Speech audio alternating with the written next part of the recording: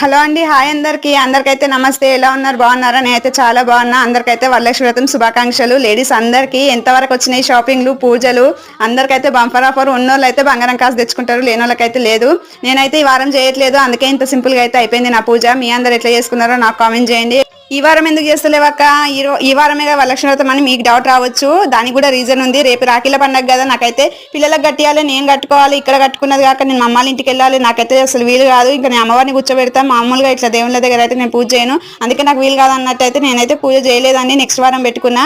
మీరు ఎవరెవరు ఎట్లా చేసుకుంటారో, ఎంతవరకు వచ్చినాయి పనులు నాకు కామెంట్ చేయండి. ఓకేనా? చూడండి, నా పూజ అయితే ఇట్లా అయిపోయింది.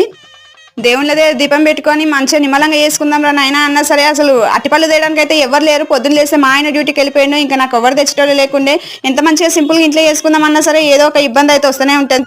ఏదైతే మొత్తానికి అయితే ఇట్లా పూజ అయితే కంప్లీట్ అయిపోయిందండి. మీరు కూడా మంచిగా పూజ చేసుకోండి. అందరు బాగుండాలి, అందులో నేను ఉండాలి. మీ అందరికీ నా వీడియో నచ్చితే లైక్ అండ్